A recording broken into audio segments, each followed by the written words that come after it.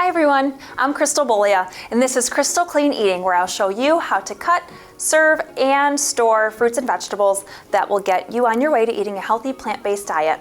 I'll even point out some of the nutrients and vitamins in these powerful foods and explain the benefits to your body. Today is all about pumpkins. We are in the peak week of fall. Today I have my cozy, warm, pumpkin orange scarf on that my daughter Lily made. She has a business that she's starting where it's called Lily's Layers, where she makes scarves and hats and blankets to keep you cozy in the fall and winter months. So we are surrounded by colors right now when you go outside, and the harvest is plentiful. Have you ever noticed that when a particular fruit or vegetable is in season is when your body needs those particular nutrients?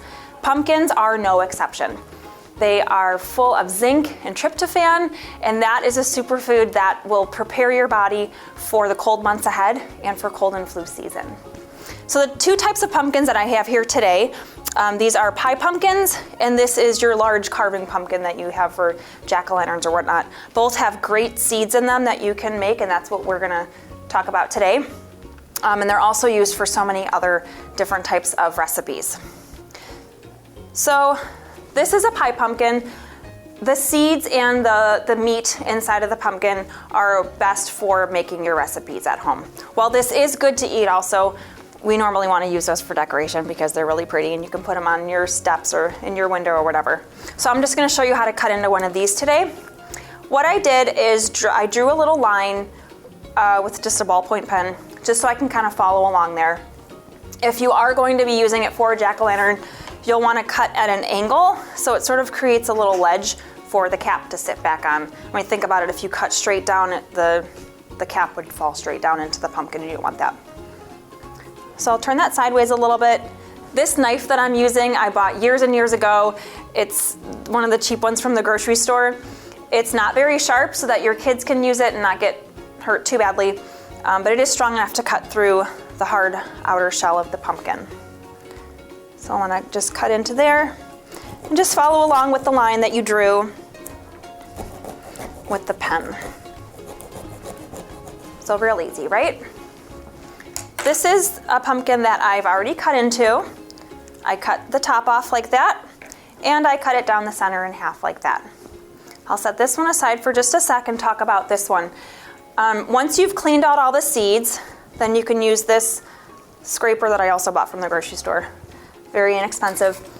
You can just scrape all the insides out, and we're talking seeds, that slimy, stringy stuff that keeps the seeds together, and it's more of like a spongy, textured feel. This is the meat of the pumpkin.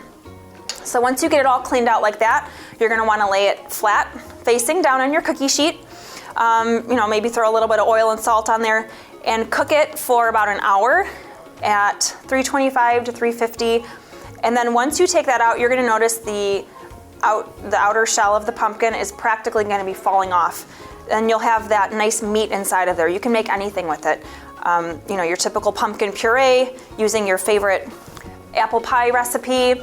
And you can make lots of savory meals too, soups and spreads to put on breads and whatnot.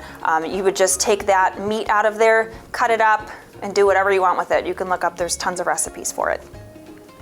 So I'm gonna use this one now. I'm gonna show you kind of how to pull the seeds out of there. And while I'm doing that, I'll talk about some of the benefits of the seeds. So these pumpkin seeds are full of zinc. Zinc is what's considered an essential nutrient, meaning your body doesn't produce it on its own. You have to get it from the outside in. You have to incorporate this in your diet and be mindful of that too.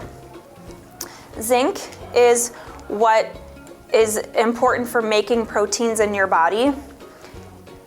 It tells your DNA to sort of stick together, and then it gives the DNA sort of the instructions for how to make a protein. So you really want a lot of zinc in your diet. It's also important for immune function, and like I said, pumpkins are ripe at that perfect time of the year when we do need to up our immune systems a little bit. It stimulates your immune cells to respond to the germs once they enter your body.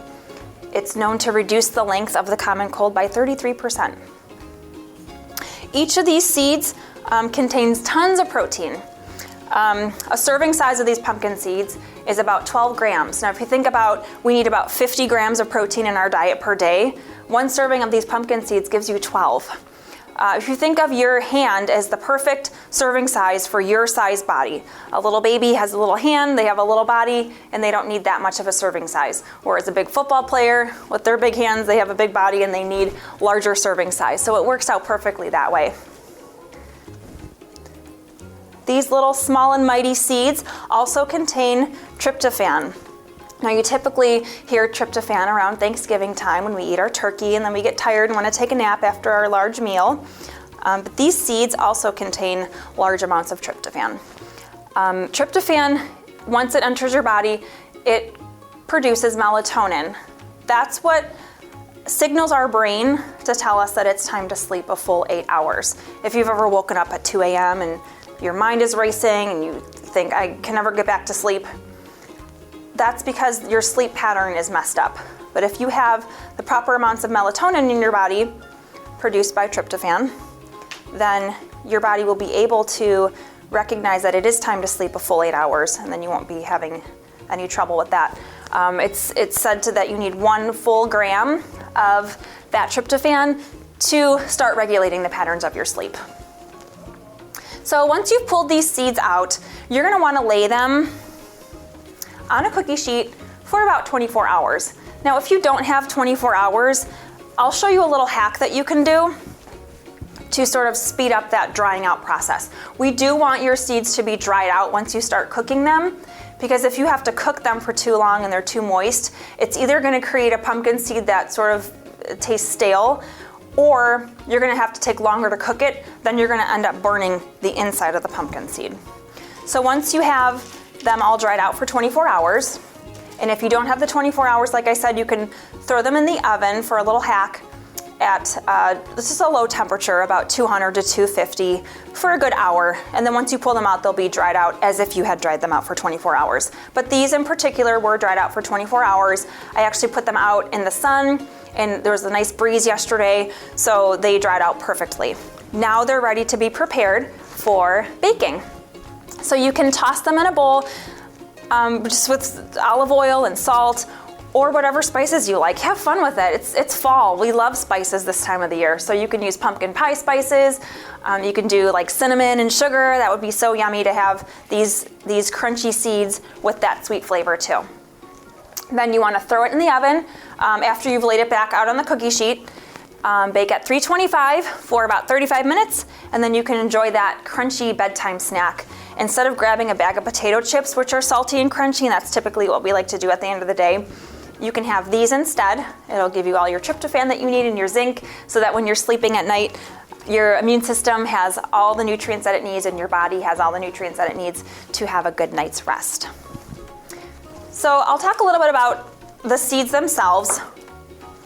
After I've baked them for that at 325 for that 35 minutes, they'll come out looking like this. They've been browned and they are very crunchy. These ones, like I said, just olive oil and salt, but use whatever you like. The inside of a pumpkin seed is called a pepita. That is like the meat and the outside is the hull. So if you can see up closely here, I kind of broke one in half a little bit just to show you that pepita inside. And it's just as good with or without it. So it's your preference. It's kind of hard to pull that out without using some kind of mechanical device. So it's just easier to eat it that way. And once you have them cooked, you can throw them in a container. They are probably good for up to a week. It really never makes it past this point in my home. We never get it to the storage phase of it because they just get eaten right away that night. They're really good when they're still warm, but if you eat them at room temperature, they're just as good. So there you have it, another superfood that you can make in just a few simple steps and be well on your way to preparing your body for fall and winter while still enjoying that food that you eat. This is Crystal Clean Eating. I am your host, Crystal Bolia, and we'll see you next time. Goodbye for now.